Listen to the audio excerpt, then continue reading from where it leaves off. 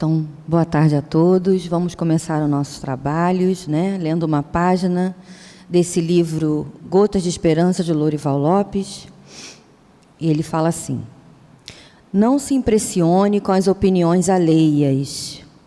Há quem descreia da sua capacidade de lutar, faz mau juízo de sua honestidade, desacredita da sua nobreza de espírito e outras coisas mais. Eles estão errados. Deus pensa diferente sobre você. Não se deixe impressionar. Você é capaz, tem honradez, possui grandeza de alma. O mais importante é o que você mesmo pensa a seu respeito. Creia em você. Acredite-se um legítimo filho de Deus. Não se deixe levar por opiniões negativas. Manter incólume confiança em si mesmo é construir uma fortaleza contra o desânimo. Muito bom, né? Um recado bem forte para que a gente possa ter mais crença em nós, Acreditar mais em nós e ter essa certeza, de que Deus sabe como nós somos. E o mais importante é que Deus pensa, o que Deus pensa de nós, não o que o outro diz ou pensa, ou até mesmo, coloca a gente lá embaixo, não é isso?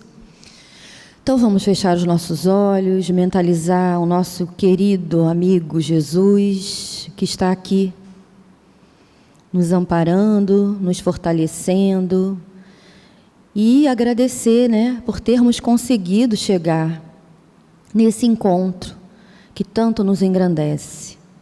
Pedimos a assessoria dos ministros de luz, dos mentores dessa casa, que tenhamos uma tarde maravilhosa, com muitas trocas, e que a nossa querida Claudinha possa ser intuída e inspirada.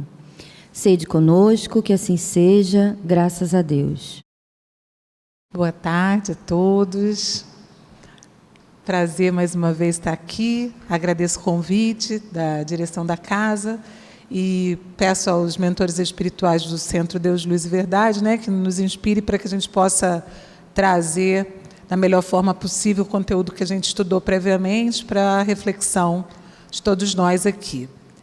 Mais uma vez, é sempre bom lembrar que a única diferença de mim para vocês é porque eu tive a oportunidade de estudar um pouquinho mais antes e vou trazer para vocês alguns conceitos. Então, o tema dessa tarde, que me foi solicitado, está no Livro dos Espíritos. Se eu ficar desse lado aqui, atrapalha? Então tá. Então, o que me foi pedido para trazer na tarde de hoje é do Livro dos Espíritos, parte 3ª, capítulo 10. Está no capítulo da Lei de Liberdade e tem por título Fatalidade. É uma palavra que a gente costuma utilizar com muita frequência nas nossas conversas diárias, mas que hoje a gente vai ter a oportunidade de refletir um pouquinho mais. São, na verdade, 16 questões que Kardec faz aos espíritos. Logicamente, nós não vamos ter tempo de falar sobre todas. Então, eu selecionei algumas que eu vou dar mais destaque. As demais, vocês estão comprometidos comigo a chegarem em casa, dar uma olhadinha mais profunda. Essa daqui ela não falou, mas ok? Mas eu não falei, não é porque sejam menos importantes, é só porque, assim, na construção do meu pensamento, eu fui pegando aquelas que eu achei que seriam mais interessantes de tratar hoje, tá bom? Mas antes da gente começar especificamente no nosso tema, eu gostaria de dizer quais foram as fontes que eu utilizei. Então, eu trabalhei basicamente com o Livro dos Espíritos, Allan Kardec. Também vou citar O Céu e o Inferno, também de Allan Kardec. O livro A Vida Escreve, que foi editado pelo espírito Hilário Silva, e psicografia do Chico Xavier e do Valdo Vieira. Também vou citar o livro Sexo e Destino, psicografia do Chico Xavier, ditado pelo espírito André Luiz. E eu trouxe umas poucas imagens que foram retiradas do Google na internet, tá bom? Então, são de domínio público. Antes da gente entrar propriamente no tema, eu gostaria de trazer aqui uma pergunta para a nossa reflexão, que é do Livro dos Espíritos, a pergunta 132. Nessa pergunta, o Kardec pergunta aos espíritos qual o objetivo da encarnação dos espíritos. Então, uma das primeiras partes ainda, né, Kardec está investigando sobre a questão dos espíritos e tal, e ele faz essa pergunta aos amigos espirituais. Qual o objetivo da encarnação, então? Então, por que a gente nasce aqui? Por que a gente está nesse planeta? No planeta Terra, especificamente, que é de provas e expiações, a gente sabe, caminhando para a regeneração, mas qual é o objetivo? Por que a gente vem para cá? O que nos reserva a vida nesse planeta? E aí, os espíritos respondem para Kardec. Eu só trouxe uma parte da resposta, mas eles respondem: Deus lhes impõe a encarnação, ou seja, não é uma opção. Ela é imposta ao espírito a partir do momento que ele é criado. Então, Deus lhes impõe a encarnação com o fim de fazê-los chegar à perfeição. Então, qual é a nossa destinação enquanto espíritos?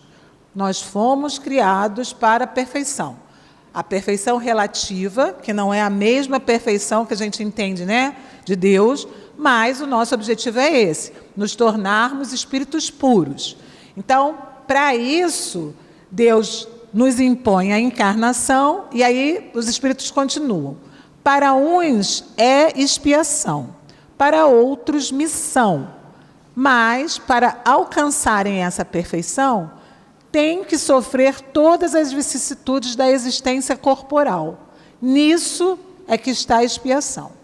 Então, para que, a partir do momento da sua criação, para que o espírito progrida, ele necessita encarnar, ele precisa vivenciar a experiência aqui na Terra ou em outros planetas, para que, através dessa vivência física, material, ele possa progredir, caminhando rumo à sua evolução espiritual. Então, por isso que ele diz ali, para uns é expiação, porque, como nós temos diversas encarnações, nós fomos fazendo nossas escolhas. E aí, de acordo com essas escolhas, nós temos que cumprir determinados, né, quesitos, corrigir determinados erros, e para outros missão, porque já há espíritos mais evoluídos que conseguem e vêm, né, com a missão de fazer uma coisa ou outra, mas nós também.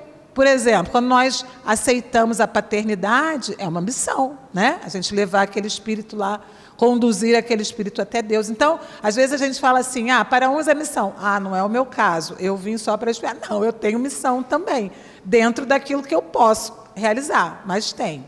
Então, para uns é expiação, para outros missão, mas para todos nós alcançarmos a perfeição, temos que sofrer todas as vicissitudes da existência corporal. Nisso é que está a expiação.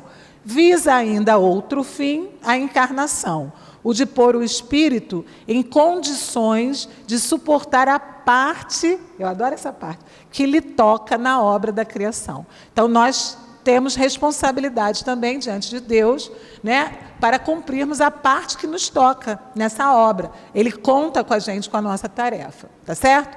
Então, não adianta a gente imaginar que nós vamos vivenciar nossa existência física nesse planeta e não vamos passar por dificuldades, porque aí está a prova, né? Nós vamos ter que vencer essas dificuldades para que possamos progredir. Até aí está ok? Estou vendo assim, um monte de pontinho de interrogação. Mas o que isso tem a ver com fatalidade, né? Tem, calma, vamos chegar lá. Então, seguindo ainda, nesse mesmo capítulo, Kardec ainda perguntou: tem necessidade de encarnação os espíritos que desde o princípio seguiram o caminho do bem? Então, a gente sabe que nós estamos aqui, por exemplo, quando a gente faz uma reflexão da nossa vida hoje, a gente percebe que nós estamos passando por algumas questões que não são de nossas escolhas. Se nós pudéssemos escolher, nós não vivenciaríamos, certo? Poxa, podia, né, ter vindo assim, ter vindo assado, não ter essa experiência, ter a outra e tal. Mas se nós estamos passando por aquilo, É porque necessitamos disso como lição. Fizemos algumas escolhas, às vezes, equivocadas e que nos fazem vivenciar essas situações. Então, o que Kardec está perguntando é se, apesar disso, né, tem aqueles espíritos que fazem sempre a escolha certa, sempre caminhando lá na senda do bem.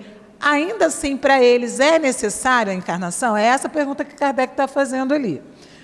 Aí os espíritos respondem que todos nós, espíritos, somos criados simples e ignorantes e se instruem nas lutas e tribulações da vida corporal. Então, mais uma vez reiterando, todos os espíritos, a partir da criação, necessitam encarnar. Deus, que é justo, não podia fazer felizes uns, sem fadigas e trabalhos, consequentemente sem mérito. Então, mesmo aqueles que escolheram o caminho do bem, a senda do bem desde o início, eles também vão passar por provas. A única diferença é que as escolhas serão certas. Eles vão caminhar mais rapidamente do que nós, outros, que possamos fazer escolhas equivocadas. Mas todos eles vão passar pelas mesmas experiências, porque senão Deus não seria justo. Vai dar para uns uma coisa mais positiva e outros vão ter que passar por dificuldades. Se a gente entende a justiça de Deus, não podemos compreender isso. Aí Kardec, né, danado, insiste lá. Mas então, de que serve aos espíritos terem seguido o caminho do bem, se isso não os isenta do sofrimento da vida corporal? E os espíritos respondem: chegam mais depressa ao fim. Demais, as aflições da vida são muitas vezes a consequência da imperfeição do espírito. Quanto menos imperfeições, tanto menos tormentos. Aquele que não é invejoso, nem ciumento, nem avaro, nem ambicioso, não sofrerá as torturas que se originam desses defeitos. Então, mais uma vez aqui, os espíritos explicam que esses espíritos que chegam mais depressa ao fim são aqueles que fizeram boas escolhas, né? Que desde o princípio caminharam na direção da senda do bem. Agora, aqueles que demoram mais, aqueles que fizeram escolhas equivocadas, eles vão se demorar mais, eles vão ter, né, as aflições da vida, que são muitas vezes a consequência da imperfeição do espírito. Quanto menos imperfeições, tanto menos tormentos. Então, para esses espíritos que caminham pela senda do bem, caminharem mais rápido, é porque eles fizeram as escolhas corretas, apesar de terem sido expostos às mesmas provas que nós, digamos assim, tá? Até aí foi muito bem. Então, agora vamos entrar no nosso tema propriamente. E aí a gente foi lá no dicionário buscar o significado da palavra. Às vezes a gente conhece a palavra, mas não estuda, não esmiuça, né, o seu significado. Então, o que significa fatalidade? Fatalidade é um substantivo feminino e a definição do dicionário é que é uma característica ou particularidade do que é fatal. E aí, num segundo esclarecimento, o dicionário nos diz que é aquilo que não se consegue evitar. Fado ou fatalismo. Então, a gente vai ficar com essa daqui, aquilo que não se consegue evitar. E tem uma outra também que diz que é circunstância marcada por uma infelicidade, desgraça, que nos traz uma ideia de que é algo negativo, que é algo ruim, que é algo que nós não desejaríamos. Então, nós vamos trabalhar com esses dois sentidos, tá bom? Para a nossa compreensão do tema de hoje. Então, primeiro, é aquilo que não se consegue evitar, e segundo, uma circunstância que é marcada por uma infelicidade. Aí, eu fui buscar algumas informações sobre essa segunda definição aqui, circunstância marcada por uma infelicidade e desgraça. O que é que nós, no senso comum, acreditamos como fatalidade? Alguém quer me dar um exemplo? Falou baixinho. A morte é uma fatalidade, mas é uma infelicidade, uma desgraça? Eu quero alguma coisa nesse sentido aqui. Uma infelicidade, uma desgraça, um acidente? Aí a gente fala às vezes, né? Mas foi uma fatalidade. Não era para ter acontecido, né? Poxa, e tal. Então, é muito nesse sentido que a gente enxerga a fatalidade. Então, eu trouxe para você. Depois eu não esqueci a sua colaboração, não, tá, Beth? Eu vou falar sobre ela ainda. Mas vou seguir aqui no exemplo que a Eliana nos trouxe. Então, eu fui buscar algumas reportagens que têm por título Fatalidade. E aí encontrei lá, ó, menino de 2 anos e 7 meses morre em Caxias depois de se afogar em piscina. Se a gente se depara com uma notícia dessa, qual é a primeira coisa que a gente fala? Ai, que fatalidade, né? Não é verdade? Outro exemplo. Jogador sul-africano morre após ser atingido por raio em amistoso. Outra fatalidade. Muro desaba e mata mulher no loteamento São Lucas, em Caxias. Vítima de acidente na Perimetral, em Caxias, tirou o dia de folga para levar o filho ao médico. Fatalidade, né? 7 jovens morrem em acidente após festa que burlou quarentena. Pai mata o filho acidentalmente ao cair sobre a criança em supermercado. Mulher morre ao se ferir com taça em comemoração de vitória do Brasil, né? Homem morre após sofrer choque elétrico durante manutenção de máquina em Caxias. Tem muito Caxias porque é um jornal lá do Sul. Pianista de 14 anos perde mãos e pés por doença semelhante à gripe. Então, qualquer uma dessas informações, se nós nos deparássemos com ela, né, lendo um jornal, a primeira coisa que a gente ia dizer é, mas nossa, que falta de sorte, que fatalidade, como é que isso pode acontecer? Isso é automático da gente, é aquele pensamento de associar fatalidade a alguma coisa negativa, alguma coisa ruim, como o próprio dicionário nos traz. Porém, Kardec, nesse capítulo que fala sobre a lei de liberdade, ele foi perguntar aos espíritos, né? E aí a primeira pergunta que ele fala isso são acontecimentos da vida. Está lá no jornal, está na notícia, então acontece no nosso dia a dia, né? E aí Kardec pergunta lá para os espíritos: haverá fatalidade nos acontecimentos da vida conforme o sentido que se dá a este vocábulo? Quer dizer, todos os acontecimentos são pré-determinados? Aqui, a pergunta de Kardec já está se referindo àquela primeira definição, e não à segunda do dicionário, né, que fala sobre a desgraça. Então, Kardec está perguntando aos espíritos se os acontecimentos são pré-determinados. E aí ele complementa, e neste caso, que vem a ser do livre-arbítrio. Então, quando a gente se depara com aquelas notícias, a gente não fica pensando assim, aqueles 7 jovens que sofreram aquele acidente, como será que estava a manutenção do carro? Ninguém pensa nisso. Será que eles estavam alcoolizados? Também não pensamos nisso. A primeira coisa que vem na nossa mente é a questão da fatalidade. Outra questão, aquele jovem que estava, aquela notícia. Gente, não estou julgando nenhuma das notícias que eu trouxe aqui, eu estou só usando elas como exemplo, tá? Não vai nenhum julgamento aqui, não. Mas, por exemplo, quando a gente vê a notícia da pessoa que morreu eletrocutada, a gente não pensa se ela estava usando os equipamentos de segurança, né? Se ela tinha tomado os devidos cuidados, a gente pensa logo assim, poxa, que fatalidade. Então, às vezes, existem outras questões atrás, né, da informação nua e crua que a gente desconhece. Como é que estava aquele sul-africano que estava jogando e tal? Como é que estava a condição climática? Será que o ambiente era propício para o jogo? Será que estava tendo raio? Será que eles podiam ficar desabrigados como estavam na hora do futebol? Não, foi uma fatalidade. Então, às vezes, a gente precisa olhar, né, dar uma segunda olhada para analisar isso. E a gente pensa, poxa, mas chegou a hora dele, né? Era a hora dele, estava pré-determinado. Então, é isso que Kardec está perguntando. Todos os acontecimentos são pré-determinados? E aí os espíritos respondem, a fatalidade existe unicamente pela escolha que o Espírito fez ao encarnar desta ou daquela prova para sofrer.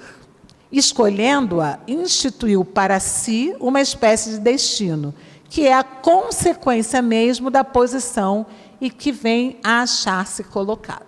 Então, além da morte, como bem disse a Beth, né, que é, de fato, uma fatalidade que a gente sabe que vai acontecer, porque todos nós que nascemos sabemos que vamos morrer, os espíritos dizem que a única fatalidade são aquelas que o espírito escolheu das suas provas. Então, por exemplo, quando o espírito escolhe nascer numa situação de vida difícil, numa comunidade, né, onde ele vai ter dificuldades financeiras, numa família um pouco desajustada, para auxiliá-lo a progredir ali, isso é uma fatalidade, porque foi uma escolha que o espírito fez para que isso possa auxiliá-lo no progresso. Então, é isso que os espíritos dizem aqui. Escolhendo-a, ele instituiu para si uma espécie de destino, que é a consequência mesmo da posição que vem a achar-se colocado. Ou seja, ele escolheu aquela prova para que ele possa mostrar que ele vai superá-la, que ele tem condições de superá-la.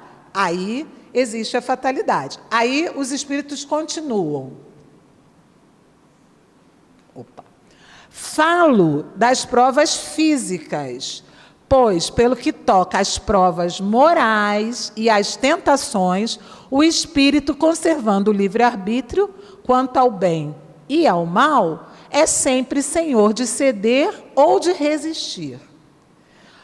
Ao vê-lo fraquear, um bom espírito pode vir-lhe em auxílio, mas não pode influir sobre ele, de maneira a dominar-lhe a vontade. Um espírito mau, isso é, inferior, mostrando-lhe, exagerando aos seus olhos um perigo físico, o poderá abalar e amedrontar. Nem por isso, entretanto, a vontade do espírito encarnado deixa de se conservar livre de quaisquer peias. Então, vamos lá devagar. Ele está falando aqui que essa destinação aqui das provas, né, são as provas físicas. Então, vamos de novo no mesmo exemplo. Aquele espírito que fez a sua opção por nascer em uma situação difícil, financeira, uma situação adversa. Tem provas para vencer, não tem? Aí, durante essas provas, ele é exposto lá a um amigo que chega para ele e fala assim, olha, estou vendo que você está em dificuldade financeira, tem um jeito de te ajudar. A gente pode ir ali, fazer um ganho e tal. Isso aí é uma tentação, é uma prova moral, que aí vai caber ao espírito, utilizando o seu livre-arbítrio, ceder ou não a essa tentação. E aí, na dependência, né, aqui, ó, ao vê-lo fraquear, um bom espírito pode vir-lhe em auxílio. E aí vai dizer, olha, fulano, esse não é um caminho, vai sussurrar seu amigo espiritual, seu anjo da guarda. Às vezes um amigo, né, chega lá para ele e fala, inspirado pelos bons espíritos, não, companheiro, não é esse o caminho, não é por aí que você vai.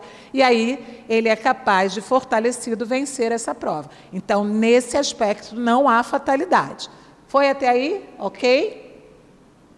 Seguindo, Kardec pergunta, então, há pessoas, na questão 852, há pessoas que parecem perseguidas por uma fatalidade, independente da maneira por que procedem. Não lhes estará no destino o infortúnio? Eu tenho certeza que todo mundo aqui conhece alguém nessa situação.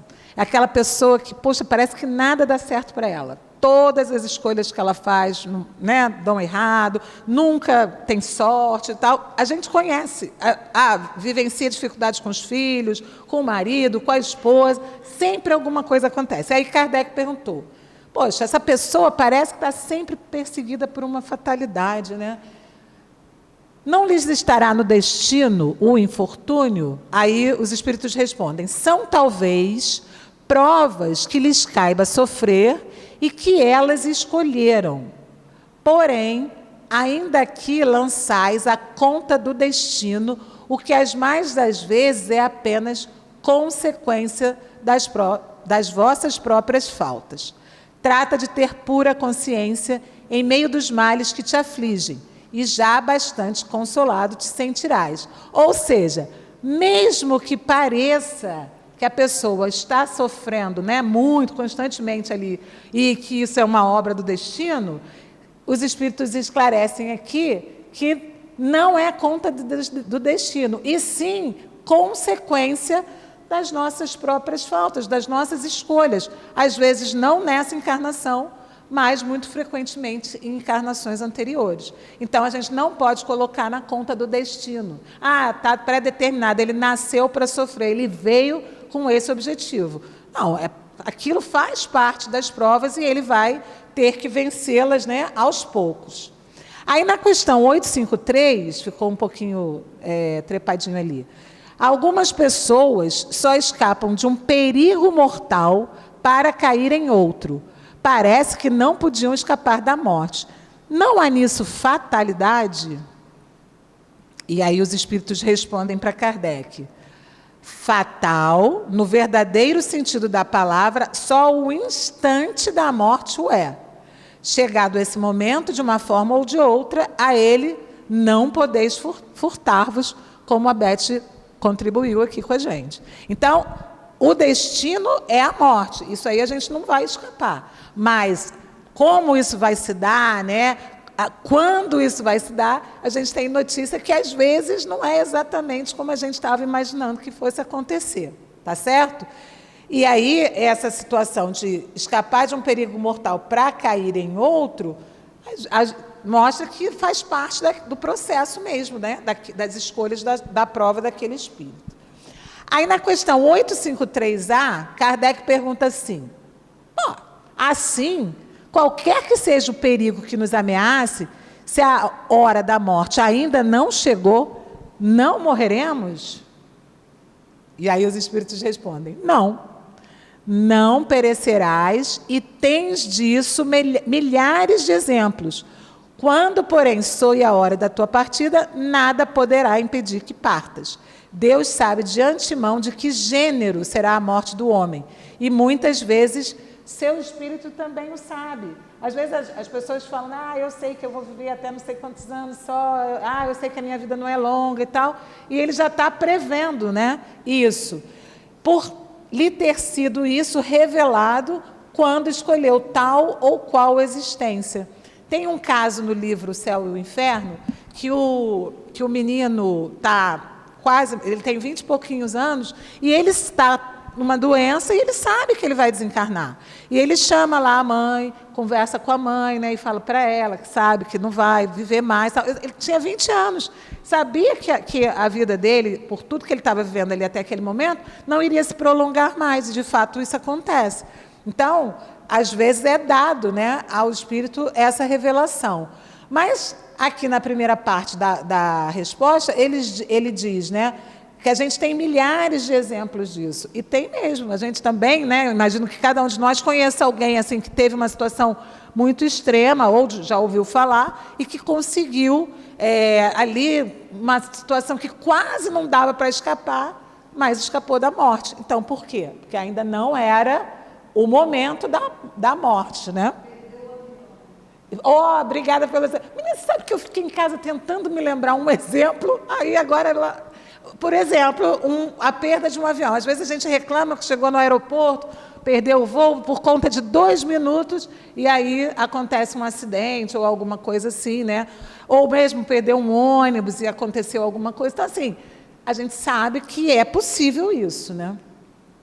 E aí, na questão 854, Kardec faz... Aqui eu não vou trazer a questão toda, mas ele traz essa questão das precauções. Então, poxa, se é dado ao espírito se precaver disso, é justo que o faça. Se ele sabe, né, que existe um perigo, tem que se cuidar. Então, dependendo da sua profissão, como eu falei, né, ele vai usar ali os equipamentos de segurança, não vai se arriscar indevidamente. São essas precauções que a gente tem que tomar. E na questão 855, Kardec pergunta com que fim a providência traz esses testes para a gente. Por que a pessoa tem que passar por essa situação se ela não está na destinação dela morrer por conta dessa vivência, né? E aí eu fui lá no jornal de novo e encontrei vários casos, né, que trazem, por exemplo, o título da matéria é essa aqui, Depois do susto. Conheça a vida de pessoas que escaparam por pouco da morte. 0 Hora conta histórias de quem sobreviveu ao que parecia ser o fim do trajeto. É um jornal também lá do Sul. E aí ele traz vários exemplos ali de pessoas que vivenciaram situações drásticas de quase desencarnarem, mas não desencarnaram. E aí eles perguntam, né, a reportagem pergunta o que essa pessoa aprendeu, se aprendeu alguma coisa, se mudou alguma coisa na vida delas e tal. E é isso que Kardec, que os espíritos respondem aqui, que às vezes essas experiências vêm justamente para que a pessoa, né, tenha um despertamento ali, perceba alguma coisa que não tinha percebido até então. E aí, nessa reportagem, duas reportagens me chamaram a atenção. Uma foi um acidente com uma van. A pessoa estava se deslocando de uma cidade para outra e era uma van de trabalho, né? E essa van, no caminho, a carreta veio na direção contrária e desviou a pista e atingiu essa van em cheio. Eram 6 passageiros, morreram 5. Só sobreviveu um, que estava no banco da frente. E, para não dizer que ele saiu ileso, ele saiu com uma fratura na mão. Gente, eram 5 pessoas. Por que eles, né, sobreviveu? Então, isso fez com que ele refletisse, obviamente, né, ele ficou muito abalado, levou muito tempo para voltar a trabalhar e tal, mas ele disse que aquilo fez com que ele valorizasse mais o tempo dele com a família, porque ele estava trabalhando demais e tal. Então, assim, para ele trouxe ali algum ganho. Algum não, né? Muitos ganhos. E o outro caso também que me chamou a atenção na mesma reportagem foi um médico que tinha por hobby a aviação. Ele gostava de pilotar, tinha muita experiência, pilotava. Ele já tinha um avião, um monomotor, se não me engano, e ele se deslocava muito frequentemente, tanto ele quanto a família, com esse avião. E uma noite, um dia ele estava vindo de Florianópolis lá para uma outra cidade lá do Rio Grande do Sul, que eu não, acho que Canela, vinha de Florianópolis para Canela. E aí o tempo não permitia que ele pousasse. Então, o que ele fez? Ele desviou para Porto Alegre. Quem conhece o Rio Grande do Sul sabe que é relativamente perto. Aí ele se desviou para ir pousar no aeroporto de Porto Alegre. Só que aí o que aconteceu? A tempestade foi mais intensa e não permitiu. E aí ele, também na reportagem, eu não sabia, ele fala lá que uma das primeiras orientações que eles dizem, né, para esses pousos de emergência é que eles procurem lugares arborizados, porque quando o avião cai, a copa das árvores amortiza a queda, né? E aí foi isso que ele fez, e aí ele conseguiu desviar lá para uma cidade e caiu em cima dessa árvore. Só que aí, o que aconteceu? Ele se salvou? Sim, mas aí ele começou a refletir. Por que da necessidade dele, né, fazer esses voos? Por que ele tinha que fazer aquilo? Aí ele começou a buscar alternativa. E eu falei que ele era médico. O que atraía nele a aviação? Essa questão da concentração, né, dele estar ali dirigindo e de ficar bem concentrado. O que ele fez? Ele canalizou isso para a medicina, e aí, a partir daí, ele começou a estudar essas cirurgias robóticas, porque precisa, né, de toda a atenção dele. Ele, na época da reportagem, estava com 75 anos, estudando mais, né, para ser útil nessa. Então, teve um motivo, né? Você vê aí, com que fim a providência dá essas dicas para a gente, né? Nos alerta com relação a isso. São muitas as situações que a gente nem imagina, né? Então, esses 2 casos que eu queria trazer para vocês. E aí, gente, o que aconteceu com as minhas imagens? Bom, na questão 856, Kardec traz: sabe o espírito antecipadamente de que gênero será a sua morte? Tudo bem, vou clicar, mas vou esperar, porque não foi uma fatalidade não ter vindo. Talvez tenha sido oportuno. Aí ele pergunta: sabe o espírito antecipadamente de que gênero será a sua morte? Será que alguns espíritos têm até esse conhecimento, como eu falei aqui, mas nem todos. Porém, os espíritos respondem: sabe que o gênero de vida que escolheu o expõe mais a morrer desta do que daquela maneira. Sabe igualmente quais as lutas que terá de sustentar para evitá-lo e que, se Deus o permitir, não sucumbirá. Eu acho que não vai aparecer mesmo, não. Vou clicar mais uma vez, mas eu acho que não. Vou voltar. Mas tudo bem, eu vou dizer para vocês. Aqui, essa imagem aqui era a imagem de um bombeiro. A gente sabe que o bombeiro se expõe... Está vendo, né? O bombeiro se expõe mais ao risco por conta da profissão dele, né? Não só ao fogo, mas também na água, quando ele nada, né? Para salvar as pessoas no mar e tal. Ele mergulha para buscar coisas, né? Embaixo da água e tal. Então, ele acaba se expondo mais ao risco. Mas ele não sabe precisamente a hora que ele vai morrer. Mas ele pode até morrer, muito provavelmente, vai morrer de outra coisa. Mas ele sabe que, em função da sua profissão, ele está mais exposto ao risco. Essa outra imagem aqui era a imagem de um profissional de saúde no campo de batalha. Era um soldado com uma faixa vermelha aqui, com a cruz vermelha.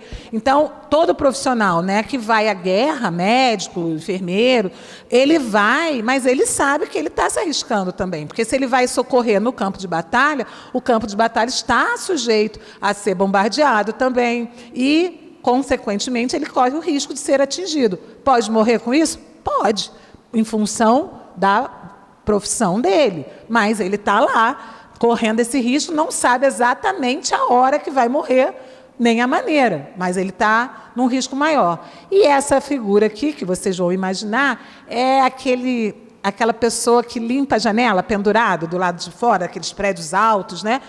Ele também vai fazer a atividade dele vestido, né, com os seus equipamentos de segurança. Mas falhas podem acontecer e esse equipamento pode dar um problema e ele pode, sim, despencar lá do alto, né, como a gente já sabe que já aconteceu. Outro exemplo, a pessoa que trabalha como paraquedista, né? Eu me lembro muito de uma história que é contada sobre a questão da pessoa que dobra os paraquedas, né? Da importância dessa pessoa ter muita atenção no seu trabalho. O ato dele arrumar o paraquedas ali da maneira correta para ele abrir propicia a que o paraquedista tenha sucesso, né? No seu salto, enfim, no objetivo do pulo. Então, o espírito não sabe exatamente, mas algumas atividades podem expô-lo a um risco maior, tá bom? A questão 859, Kardec pergunta: haverá fatos que forçosamente devam dar-se e que os espíritos não possam conjurar, afastar, afugentar, o significado de conjurar, embora o queiram? Então, tem alguma situação que, mesmo eu desejando, eu vou ter que passar por ela, não vai ter jeito, né? Por mais que eu queira, por mais que eu peça, por mais que eu deseje não passar, há fatos que eu vou ter que passar? Os espíritos respondem: mas que tu viste e pressentiste quando, no estado de espírito, fizeste a tua escolha. Então, mais uma vez aqui lembrando da questão da escolha e do nosso planejamento reencarnatório, aqueles que tiveram essa oportunidade. A gente sabe que nem todo mundo pode participar do seu próprio planejamento. Mas, independente disso, todas as provas que nós temos que passar aqui enquanto encarnados têm relação com o nosso progresso. Lembra lá das questões iniciais? Qual é o objetivo da nossa encarnação? Então, se eu passo por alguma prova, por alguma expiação, está diretamente relacionado lá com o meu progresso. Então, essas situações, esses fatos que eu não consigo afastar nem afugentar, têm relação e eu já sabia disso, pressenti enquanto fiz a minha escolha. E aí ele diz, os espíritos dizem, não creias, entretanto, que tudo o que sucede esteja escrito como costumam dizer. Aí vem a questão do determinismo, né? Aquela coisa assim, eu nasci e a minha vida está traçada. Tudo, exatamente tudo que eu tiver que passar, eu vou passar igualzinho, foi tudo escritinho lá, letra por letra. Foi escrito e eu tinha que passar. Seria muito fácil, né, gente? Seria muito cômodo. Todos os meus erros estariam justificados, se está tudo pré-determinado, né? E aí ele diz aqui, um acontecimento qualquer pode ser a consequência de um ato que praticaste por tua livre vontade, de tal sorte que, se não o houvesses praticado, o acontecimento não se teria dado. Aí ele traz, imagina que queimas o dedo. Isso nada mais é senão resultado de tua imprudência e efeito da matéria. Só as grandes dores, os fatos importantes e capazes de influir no moral, Deus os prevê, porque são úteis à tua depuração e à tua instrução.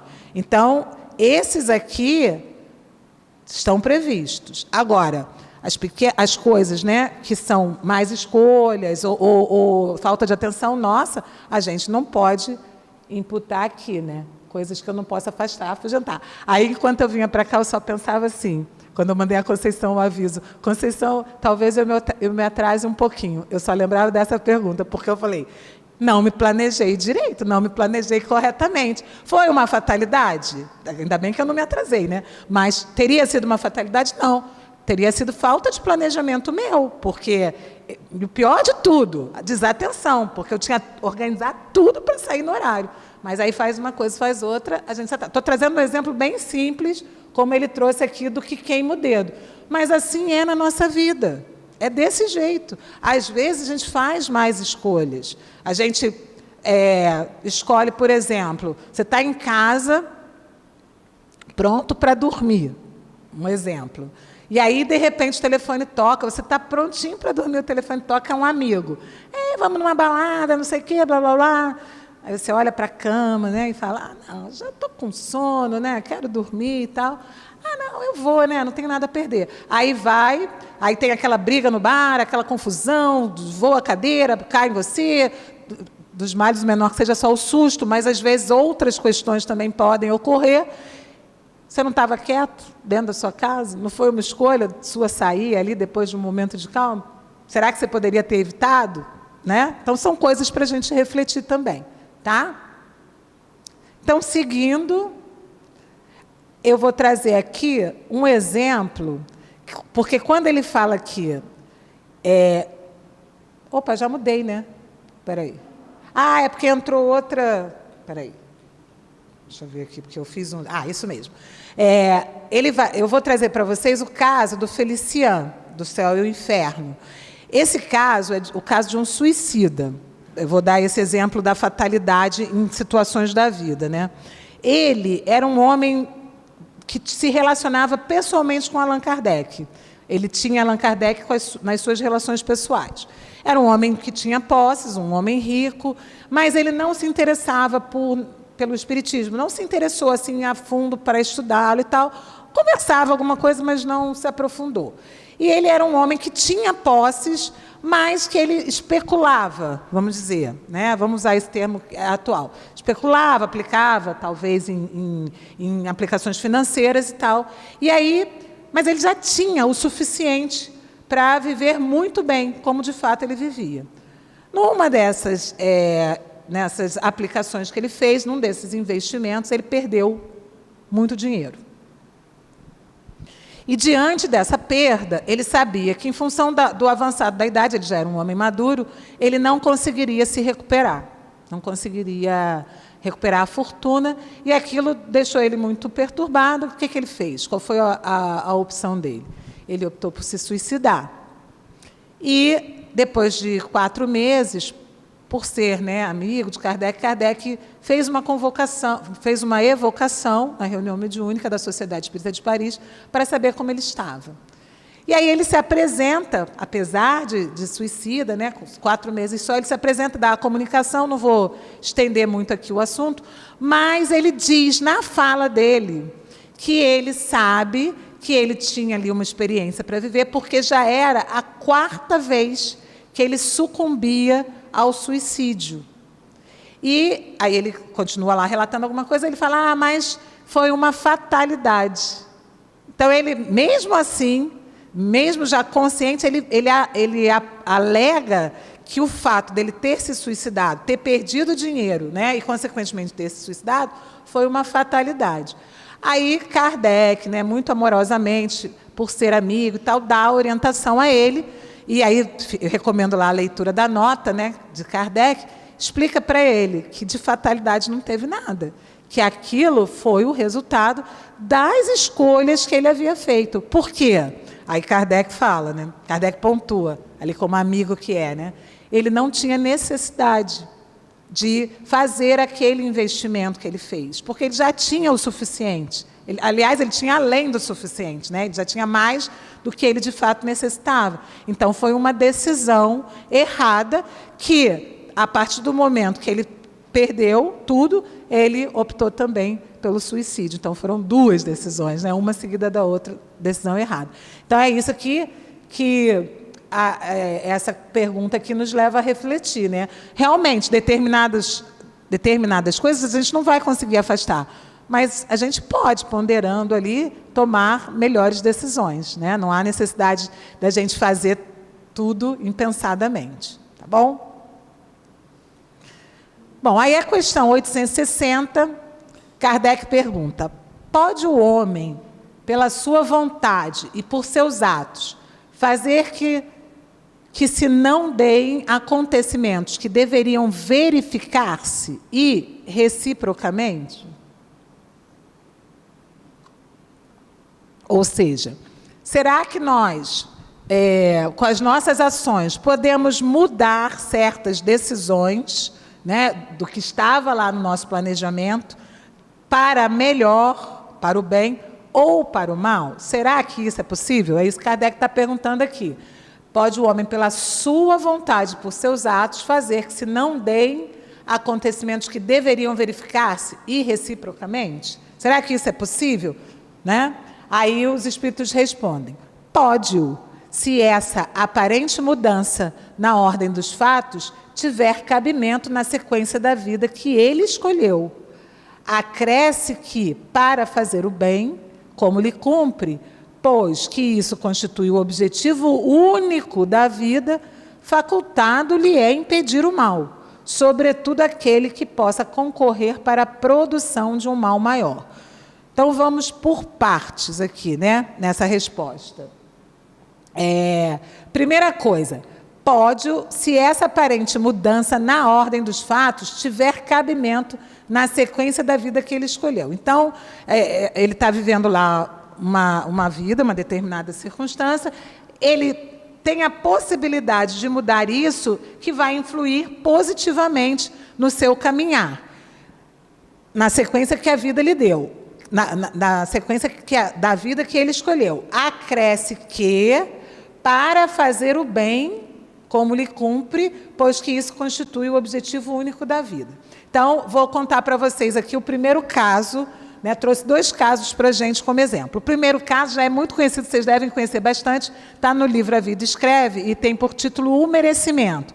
Eu não vou contar o caso todo, só rapidamente. Uma pessoa que era muito boa, muito trabalhadora, muito colega, companheira, era um homem, né? Cumpridor dos seus deveres, excelente pai, excelente marido, subitamente se vê envolvido num acidente no trabalho e que o braço dele fica preso e ele corre o risco de perder todo o braço. Vocês conhecem essa história? Já ouviram falar? E aí, se não conhecem, vão lá no livro e depois buscar todo o conteúdo. E aí ele é um trabalhador espírita, né? E aí ele vai e tem a mão dele, né, bem lesada, mas o médico consegue salvar e ele acaba perdendo somente um dedo. Me lembro agora qual é o dedo, mas ele perde um dos dedos da mão. Mas todo mundo fica muito chateado e começa a falar para ele: poxa, fulano, mas isso não é justo, você é tão bom, tão isso, tão aquilo. E aí ele começa a ficar encafado e entra nessa sintonia, também começa a achar que, poxa, eu não merecia passar por isso, né? Aí, na reunião mediúnica, da qual ele participa, ele recebe a comunicação de um amigo espiritual que informa ele que, na verdade, o planejamento reencarnatório dele era perder todo o braço. Por quê? Numa encarnação anterior, ele havia sido um feitor de escravos muito mau e que tinha por hábito, quando acontecia alguma coisa grave, né, ele colocava o braço dos escravos na moenda, aquela moenda de cana-de-açúcar, e triturava o braço ali.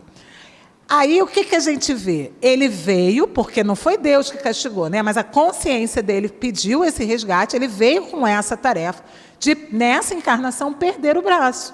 Só que, pela ação dele, pelo trabalho dele no bem, pela boa conduta que ele havia tido, né, durante toda a vida dele, ele havia conquistado o direito de não perder todo o braço. Mas ele precisava passar pela prova, ou melhor, pela expiação. Tinha sido uma escolha dele, era um planejamento reencarnatório. Ele precisava passar, mas ele atenuou esse resgate. E aí, por isso, ele perdeu apenas o dedo. Então, às vezes, a gente vê uma coisa e diz, mas que fatalidade, né? Poderia ter sido uma coisa muito mais séria e ele conseguiu, pelas suas ações positivas, vencer. Então, para o bem, para fazer o bem, isso constitui o objetivo único da vida. Facultado-lhe é impedir o mal. Aí a gente vem aqui para o segundo exemplo. Não sei se vocês já leram esse livro, Sexo e Destino, não vou dar spoiler, né? Porque o livro é muito bom. Mas numa determinada situação lá, uma jovem chega até o balcão da farmácia em uma situação muito desequilibrada, percebe, o farmacêutico percebe que a jovem está muito em desequilíbrio e ela pede um determinado remédio, um veneno. E aí ele percebe, ele é intuído, obviamente, né? Mas ele percebe que aquele veneno não é para o que ela está dizendo que é. Ela diz que ela precisa do veneno porque tem ratos na casa dela e ela quer matar. E aí o que ele faz? Ele dá a ela uma mistura, um placebo lá, alguma coisa que não é o veneno. Então, ele se utilizou, né, da possibilidade que ele tinha para não propiciar a jovem que se matasse, que cometesse um ato insano. Então, pela ação no bem, ele pôde ali interferir de alguma maneira. Não que o suicídio estivesse no destino dela, mas ela estava buscando aquilo, e aí ele, com a sua própria ação, ele interferiu. Por quê?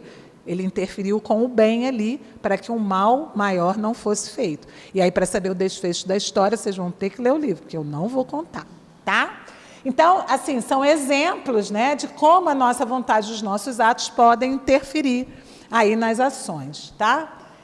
Na questão 861, Kardec pergunta: ao escolher a sua existência, o espírito daquele que comete um assassínio sabia que viria a ser assassino? Olha isso, gente. Será? Kardec danado, né? Mas ele pergunta lá, será que está na minha destinação reencarnar? Faz parte da minha prova, da minha expiação, vir como assassino? Isso não estaria em consonância com a lei de justiça, de amor e caridade. Nosso Pai, a gente sabe que é justo e bom, soberanamente justo e bom, e não destinaria nenhum dos seus filhos essa tarefa de ser assassino, né? Mas Kardec perguntou lá, bom, se é assim, se não existe fatalidade, será que eu venho com essa destinação, né, ao escolher a minha existência? E aí os espíritos respondem para ele, não. Escolhendo, aí a gente tem que ter atenção aqui, tá, gente? Escolhendo uma vida de lutas, sabe que terá ensejo de matar um de seus semelhantes, mas não sabe se o fará, visto que ao crime precederá quase sempre, de sua parte, a deliberação de praticá-lo. Então, lembra do exemplo que eu dei lá do roubo? A situação da vida levou aquele jovem, de repente, a receber esse convite. Então, ele sabia que, vivendo nesse ambiente, poderia acontecer, mas ele poderia ou não aceitar. Da mesma forma que a situação que nosso companheiro vai vivenciar como potencial assassino. Vai caber a ele definir se sim ou não. Ora, aquele que delibera sobre uma coisa é sempre livre de fazê-la ou não. Se soubesse previamente que, como homem, teria que cometer um crime, o espírito estaria a isso predestinado. E aí, como eu falei, não estaria de acordo com a justiça de Deus. Ficai, porém, sabendo que ninguém há predestinado ao crime, e que todo crime, como qualquer outro ato, resulta sempre da vontade e do livre-arbítrio. Então, essa história de que mas ele está passando por isso porque ele escolheu, ele que quis ser assassino, ele que, de fato, há ali uma intencionalidade. Não pode justificar, porque veio, né, num ambiente assim, porque foi exposto, porque não dá para... Até mesmo quando a gente é confrontado... Eu não me lembro bem aqui qual foi não vou lembrar do exemplo certo, né? Bom, agora me lembrei de outro exemplo. Quando Sócrates, né, quando a mulher de Sócrates está lá chorando porque ele vai ser envenenado, e ela está chorando muito e tal, e ele pergunta para ela, por que ela está chorando? Por que ela está tão desesperada, né? Aí ela diz assim, porque você vai ser morto injustamente, porque ele tinha sido condenado a ingerir cicuta, né? Aí ela fala, porque você vai ser morto injustamente. Aí ele pergunta para ela, gostarias que fosse justamente? Quer dizer, porque se ele tivesse ingerindo ali por ter sido condenado com justiça, ele teria feito alguma coisa errada, né? Então, você vê a visão da pessoa, né? A clareza dele ali. E aí ela dá aquele choque de realidade, né? Não, acho que não, né? E aí, então, não há ninguém predestinado a esse crime, né? Todo ato resulta sempre da vontade e do livre-arbítrio, e eu vou correr porque já está acabando meu tempo. Pessoas existem que nunca logram bom êxito em coisa alguma, que parecem perseguidas por um mau gênio, a gente já falou disso aqui, em todos os seus empreendimentos. Não se pode chamar a isso fatalidade? Tudo que a pessoa faz dá errado, nada dá certo, poxa, é uma fatalidade, né? Aí eles respondem, será uma fatalidade se lhe quiseres dar esse nome, mas que decorre do gênero da existência escolhida. Ou seja, mais uma vez, provas que a pessoa precisa passar. É que essas pessoas quiseram ser provadas por uma vida de decepções, a fim de exercitarem a paciência e a resignação. E muitas vezes falem, né? Porque não conseguem se portar com paciência e com resignação, porque são muitas provas, né? Entretanto, não creias seja absoluta essa fatalidade. Resulta muitas vezes do caminho falso que tais pessoas tomam em discordância com suas inteligências e aptidões. Grandes probabilidades têm de se afogar sem pretender atravessar a nado um rio sem saber nadar. O mesmo se dá relativamente à maioria dos acontecimentos na vida. Aí eu fiquei pensando, gente, um exemplo disso, né? Como é que é isso?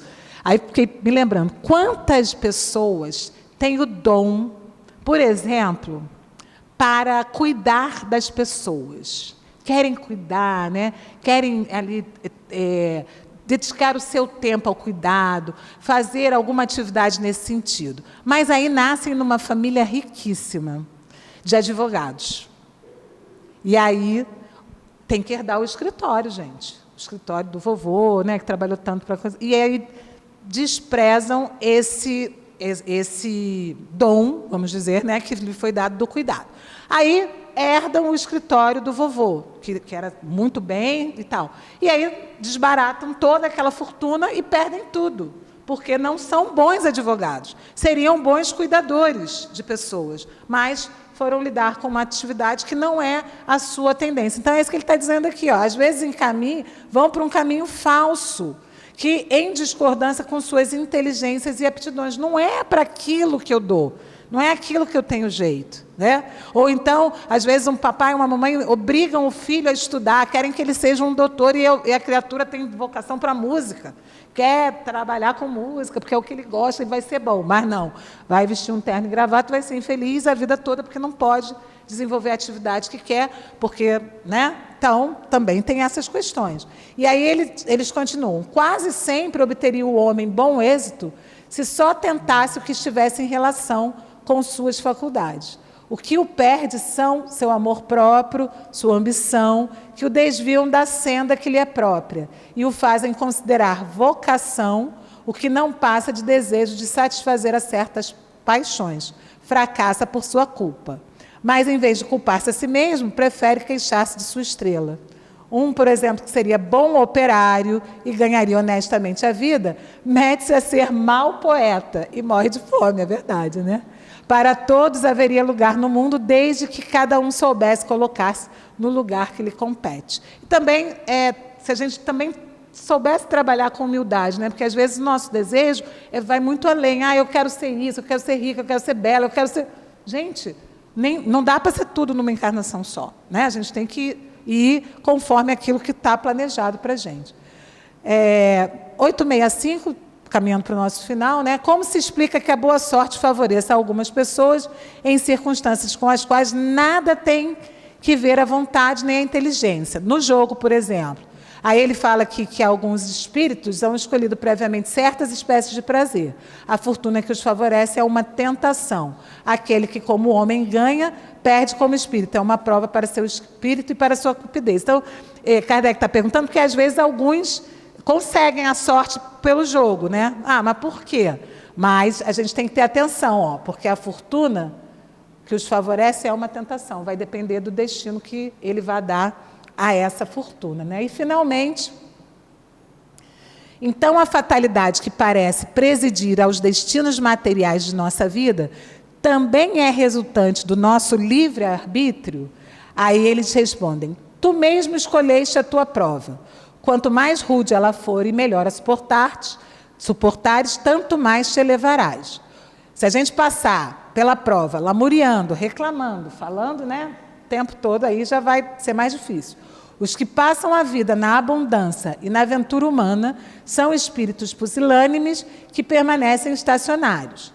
Assim, o número dos desafortunados é muito superior ao dos felizes deste mundo, atento que os espíritos, na sua maioria, procuram as provas que lhes sejam mais proveitosas. Então, os espíritos estão dizendo, existem mais pessoas desafortunadas em termos financeiros do que ricos, porque essa é uma prova que nos dá uma certa garantia de sucesso, né? de levarmos a bom termo a prova. Então, por isso é que tem mais espíritos nesse mundo, né, desafortunados, porque nós pedimos essa prova, porque a gente sabe que a prova da riqueza é uma prova mais árdua, né, mais difícil. Eles veem perfeitamente bem a futilidade das vossas grandezas e gozos. Acresce que a mais ditosa existência é sempre agitada, sempre perturbada, quanto mais não seja pela ausência da dor. Não estou dizendo aqui que ser rico é ruim, ou que a gente vai ser dado ao fracasso se for rico. Não, a gente tem exemplos de muitas pessoas de posse que foram sucesso, inclusive no meio espírita, né? Lins de Vasconcelos é um exemplo. Quanto mais ele ganhava e doava, mais ele ganhava. Então, ele tinha um objetivo e ele soube fazer bom uso dele, né?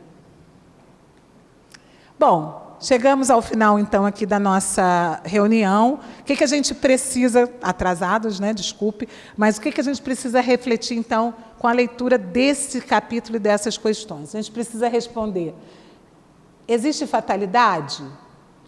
Existe. Como a gente conhece? Naquele sentido de, poxa, que pena, né? No sentido negativo do termo? Não. Algumas coisas nós efetivamente teremos que vivenciar, mas não por ser ruim, né? Mas por estar naquilo que nós planejamos na nossa encarnação. Existe o livre-arbítrio? Existe. Podemos escolher de outra forma aquilo que nos chega? Podemos. Estamos no capítulo Lei de Liberdade por conta disso. Existe determinismo? Em algumas situações. Então, por exemplo, as leis físicas do universo são determinismo, porque senão os planetas não se equilibravam, né? A lei da gravidade, tal. Então existe o determinismo, mas no nosso caso especificamente apenas aquilo que estava no nosso planejamento reencarnatório, e mesmo assim, dependendo do nosso comportamento, algumas coisas poderão ser modificadas. Tá bom, gente? Então era isso que eu tinha para trazer. Desculpe a pressa, mas é que a gente planeja achando que vai dar tempo e quando vê, fala demais. Obrigada pela oportunidade. Aprendemos bastante na tarde de hoje, né? Muita coisa esclarecida, muita coisa, recebemos muitas orientações. E aí a gente vê o quanto é bom, né, a gente participar disso. O quanto é bom a gente escolher estar aqui nas tardes de quinta-feira, aprendendo cada vez mais, de pouquinho em pouquinho, a gente vai aprendendo um monte de coisas, né? Então vamos fazer as nossas orações e vamos iniciar fazendo as preces por aqueles nossos irmãos que estão na nossa caixinha de prece, por aqueles que estão em nossos pensamentos, em nossos corações, mas que já não se encontram mais ao nosso lado fisicamente. Já estão do lado espiritual, em outra dimensão, mas nós temos a certeza, nós já sabemos que estão vivos. e podem nos ouvir, podem sentir o que sentimos, as saudades, e podem receber o nosso abraço, o nosso carinho. E é isso que vamos fazer nesse instante. Vamos elevar o nosso pensamento a Jesus, rogando por todos esses irmãos, por todos aqueles que fizeram parte das nossas vidas, por todos aqueles que amamos e que já não se encontram mais aqui. Que todos possam receber o nosso carinho, a nossa saudade, o nosso desejo de que possam evoluir, de que percebam que ao lado de cada um deles existe um irmão, o anjo guardião, ali de mão dadas para ajudá-los nessa nova caminhada. Então, Mestre amado, que as nossas vibrações de amor, de saudade, mas desejando equilíbrio, desejando a evolução, o tratamento para todos esses nossos irmãos, possam chegar junto deles, levando a nossa saudade, mas a nossa gratidão por saber que todos estão caminhando para a frente e para o alto, buscando cada vez mais a evolução a que todos temos programadas. Então, Mestre, que a Tua luz possa envolver a cada um desses nossos irmãos. Pai nosso, que estás no céu, santificado seja o vosso nome. Venha a nós o vosso reino. Seja feita a vossa vontade, assim na terra como no céu.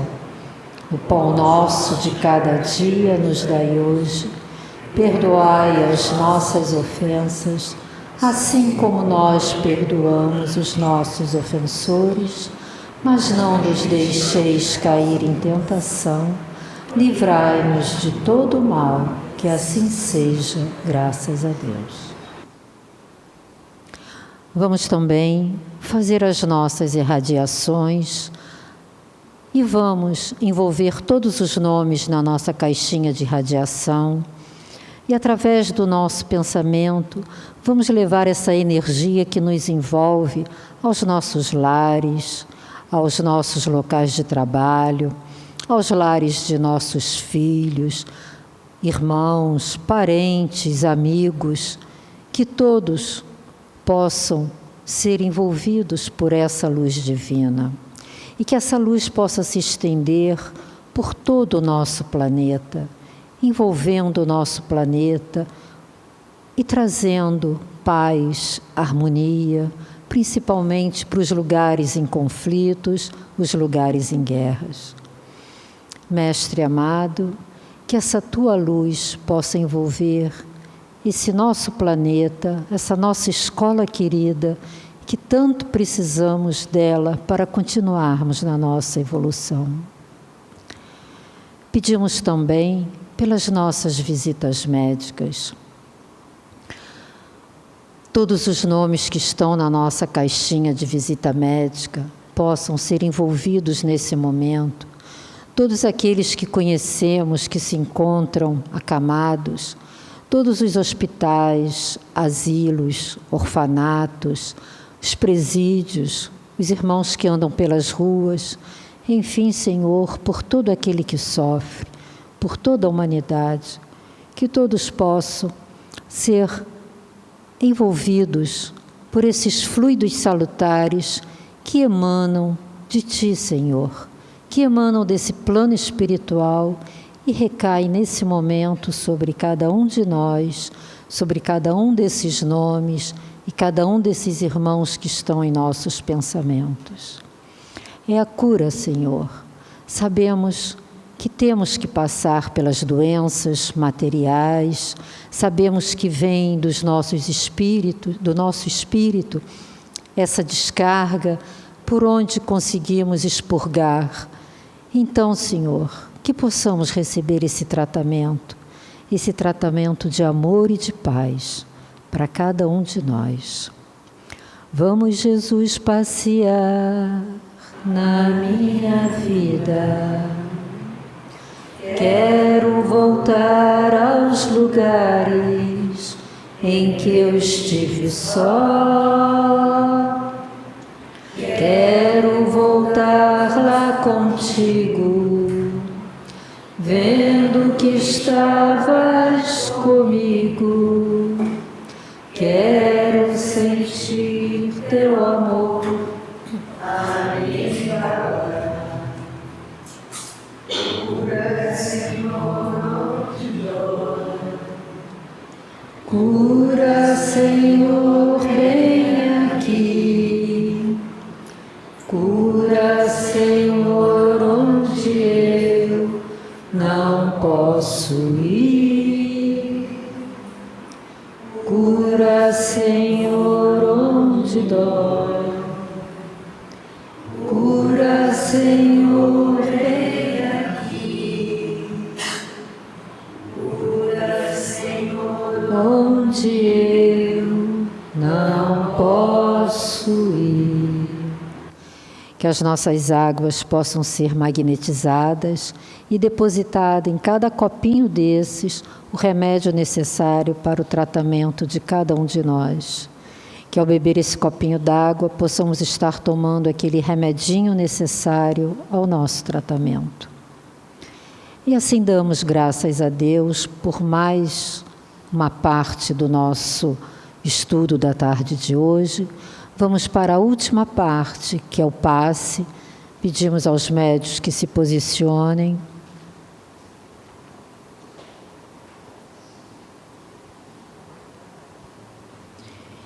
E nesse momento, rogamos ao Mestre Jesus que, através dos seus mensageiros, dos trabalhadores da sua seara, possa transitar junto de nós, trazendo esses fluidos magnéticos, onde receberemos uma limpeza magnética e poderemos ser banhados com esses fluidos que vêm do plano espiritual, trazendo ânimo, trazendo organização fisiológica, trazendo paz, saúde, harmonia para todos nós. Contam que Jesus certo dia andava junto ao lago azul de Genezaré, e as multidões ele ministrava seus ensinamentos de amor e fé. Saliva e lodo curava os cegos, junto ao velho tanque de Siloé, numa tarde linda de primavera. Outros mais prodígios ele fizera na cidade santa de Nazaré. Foi o bom Jesus que nos ensinou junto ao lago azul de Genezaré.